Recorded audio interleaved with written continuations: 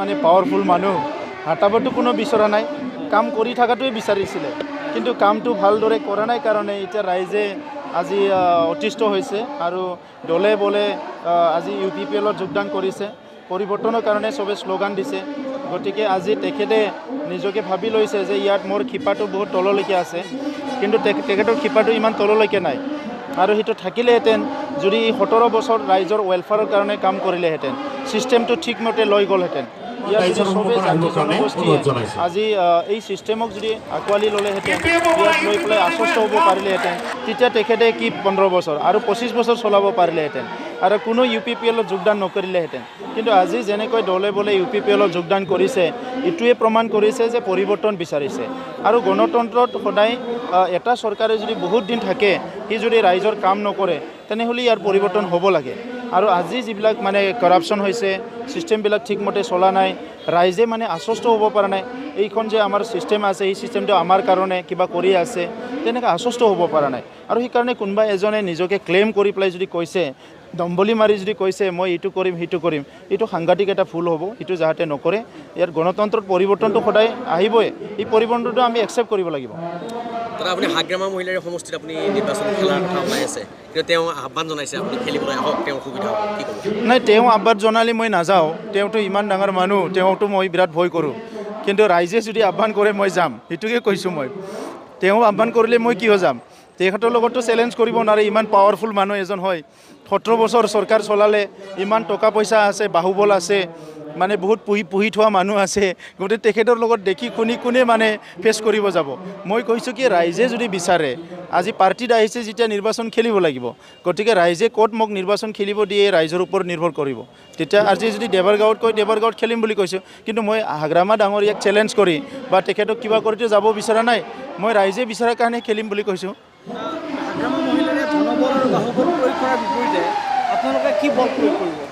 নাই আমাক একো বল নালাগে ৰাইজৰ মৰম ৰাইজৰ আশীৰ্বাদ আজি ৰাইজে চিন্তা কৰিছে পৰিৱৰ্তনৰ কাৰণে চব কাম ৰাইজে কৰিবলৈ আগুৱাই আহিছে গতিকে ইয়াত কাৰোবাৰ ধনবল বাহুবল গণতন্ত্ৰত একো পাত্তা নাপায়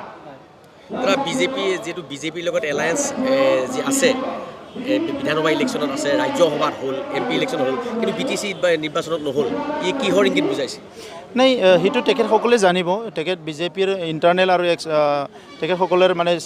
ডিচিশ্যনবিলাক কি পলিচিবিলাক কি সেইটো তেখেতসকলৰ ইণ্টাৰনেল মেটাৰ কিন্তু 32 লাখ জনসাধাৰণৰ ৱেলফেয়াৰৰ কাৰণে চবেই চিন্তা কৰাটো ভাল ৰাইজে নিৰাপত্তা বিচাৰিছে ভূমিৰ সমস্যা সমাধান বিচাৰিছে ইয়াত মানে যাতে এটা কৰাপশ্যন ফ্ৰী গভৰ্ণমেণ্ট আহে গুড গভৰ্ণেন্স যদি দিব পাৰে এই কথাবিলাক বিচাৰিছে আৰু 17 বছৰত বহুত ইনকম্বেঞ্চি আছে ৰাইজে বিচৰা নিচিনা বহুত কাম হোৱা নাই সেইকাৰণে চবেই পৰিৱৰ্তন বিচাৰিছে তো সেইকাৰণে আজি বিজেপিয়ে যিটো ডিচিশ্যন লৈছে মই ভাবোঁ এইটো এটা ভাল ডিচিশ্যনেই হৈছে চবেই অকলে খেলিব কংগ্ৰেছো খেলিব UDF খেলিব চবেই অকলে খেলিব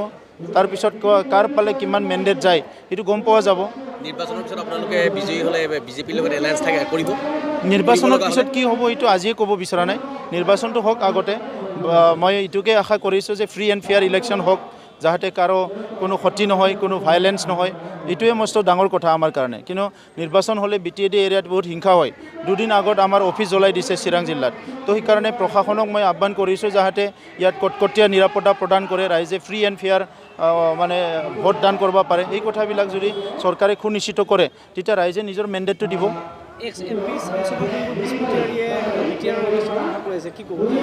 চাওক তেখেতক আমি শ্ৰদ্ধা কৰোঁ আৰু তেখেতেও এটা সময়ত চুক্তি স্বাক্ষৰ কৰিছিলে আপোনালোকে জানে তেখেতে কৰা চুক্তি আৰু এতিয়াৰ চুক্তি বহুত পাৰ্থক্য আছে কিন্তু আজি তেখেতে যিবিলাক কথা কৈছে এই কথাবিলাক ৰাইজে ভাল পোৱা নাই কাৰণ এই চুক্তিখন চবেই একচেপ্ট কৰিছে চবেই ৱেলকাম কৰিছে আজি অকল বড়ো ৱেলকাম কৰা নাই ইয়াত বিভিন্ন জাতি জনগোষ্ঠী ৱেলকাম কৰিছে ভাৰতবৰ্ষৰ মানুহ ৱেলকাম কৰিছে প্ৰধানমন্ত্ৰী ডাঙৰীয়া চেলিব্ৰেশ্যনত আহিছে গতিকে ইয়াৰ পিছত যদি এই কথাটো এইটো বেয়া বুলি কয় উগ্ৰপন্থী সমস্যা সমাধান হোৱা এটা কামটো যদি বেয়া বুলি কয় তেতিয়াহ'লে মানে কোনো এইটো ভাল নাপাব গতিকে আজি তেখেতক আমি শ্ৰদ্ধা কৰোঁ কিন্তু তেখেতে কি কাৰণত এইবিলাক কৰি আছে আমি বুজি নাপাওঁ ৰাজনৈতিক যিটো উদ্দেশ্য হ'ব পাৰে তেখেতে কিবা এটা হয়তো আশা কৰিছিলে এই আশাটো হোৱা নাই সেইকাৰণে আজি তেখেতে এইবিলাক কথা হয়তো ভাবিছে সেইকাৰণে হ'ব পাৰে কিন্তু যাতে NDFB দুটা ভাগত বিভক্ত হ'ল এফালে কেইজনমানে BPFৰ পৰা খেলিলে কেইজনমানে আগতেতো 4টা ভাগত আছিলে এতিয়া যদি দুটা ভাগ হৈছে ভালেই হৈছে অলপ কমি আহিল আৰু নিৰ্বাচনৰ পিছত আৰু কমি যাব নোহোৱা হ'ব অলৰেডি NDP ডিছবেণ্ড হৈ গ'ল Disband আৰু NDP বুলি সংগঠন নাই আৰু গতিকে আজি কোনোবা নিজৰ চইচ মতে কৰিছে ৰাজনীতিটো আৰু কি আছে কোনোবা কংগ্ৰেছ কৰিব কোনোবা BJP কৰিব আৰু কোনোবা UPPL কৰিব BPF কৰিব তালিকা কেতিয়া ঘোষণা হ'ব? 2 এদিনত চব শেষ হৈ যাব মানে ডিক্লেয়াৰ হৈ যাব আপোনালোকে আটাইকেইটা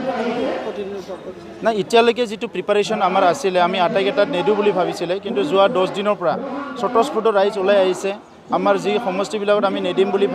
ভাবিছিলোঁ এই সমষ্টিবিলাকৰ ৰাইজ ওলাই আহিছে আৰু কৈছে যে UPPL খেলিবই লাগিব গতিকে আমি স্ক্ৰিনিং কমিটিত চিন্তা কৰা হৈছে পাৰ্টিৰ হাই লেভেলত চিন্তা কৰা হৈছে যে কি কৰাটো ভাল হ'ব ক্ষুদ্ৰ ক্ষুদ্ৰ জাতীয় সংগঠন বা অন্যান্য দলৰ লগত আপোনালোকৰ ঠিক তেনেকুৱা চিট শ্বেয়াৰিং বা অন্যান্য বুজাবুজি কৰিব পাৰে নেকি? নাই আলোচনা চলি আছে আমাৰ বিভিন্ন দল সংগঠনৰ আলোচনা চলি আছে সকলো জাতি জনগোষ্ঠী আহি যোগদান কৰিছে আৰু আমি সেইটোকে বিচাৰিছোঁ যে এটা ইউনাইটেড সকলো ঐক্য সংগতিৰ মাজেৰে আগবাঢ়ি যাব লাগিব পৰস্পৰৰ বুজাবুজি মৰম স্নেহ বিশ্বাসত লৈ আগুৱাই যাব লাগিব আৰু দুৰ্নীতিমুক্ত এটা চৰকাৰ গঠন কৰিব লাগিব য'ত নেকি সকলোৱে মানে সম অধিকাৰ সমমৰ্যাদা লৈ জীয়াই থাকিব পাৰে